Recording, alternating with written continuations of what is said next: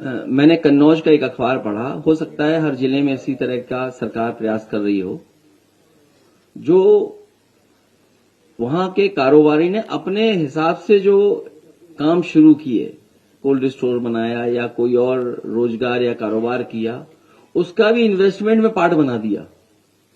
तो कहीं ऐसा तो नहीं कि दुनिया से इन्हें इन्वेस्टमेंट न मिल रहा हो। हमारे यहाँ जो स्वयं उद्योगपति या कारोबार करने वाले जो समय समय पे काम करते हैं, उसको भी इन्वेस्टमेंट में शामिल कर दिए हों। सरकार को ये बताना चाहिए कि पहले इन्वेस्टमेंट में आखिरकार कितना जमीन पर पैसा आया है, उतरा है। इसलिए मैं एक बार फिर, क्योंकि और जाने क्या क्या पूछोगे, अभी इन्वेस्टमेंट मीट पे मैंने कहा है कि सरकार जहां इन्वेस्टमेंट की बात कर रही है, वहीं सरकार को ये भी बताना चाहिए कि पहले एमओयू हुए थे, उसको कितना जमीन पर उतारा और किस इंडस्ट्रियल पॉलिसी के तहत ये क्या इंसेंटिव देकर के आप उद्योग ला रहे हैं। जब आपके पुराने एमओयू जमीन पर नहीं उतरे हैं, तो नए एमओयू जमीन पर कैसे उतरेंगे? और फिर नया इंसेंटिव क्या दे रहे हो आप? ये केवल चुनाव की तैयारी है, जनता को धोखा दे रहे हैं। और जब लाखों करोड़ का इन्वेस्टमेंट बता रहे हैं, तो ये बताएं कि इतने इन्वेस्टमेंट के आने से कितना रोजगार सृजन होगा। आखिरकार रोजगार सृजन कितना होने जा रहा है? जब मैं संगम में गया, मैं उस नाव में जब बैठा, तो मैंने कहा ये सरकार ने तो बहुत अच्छी नाव खरीद ली है। तभी उसमें एक कर्मचारी ने कहा ये वही नाव है जो आपने खरीदी थी।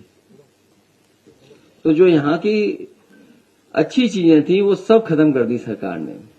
तो ये सरकार क्या दिखाना चाहती है? गंगा एक्शन प्लान जो पहला बना था और समय समय पर सुप्रीम कोर्ट, हाई कोर्ट और समय समय पर अखबारों में पढ़ने का मौका मिलता है, उसमें यही दिखाई देता है कि अभी तक के जो प्रयास हुए उससे मां गंगा साफ नहीं हुई है।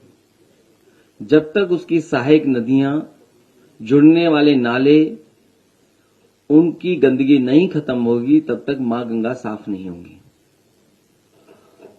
हजारों करोड़ रुपया साफ हो गया है, लेकिन अभी तक नदियां साफ नहीं हुई हैं।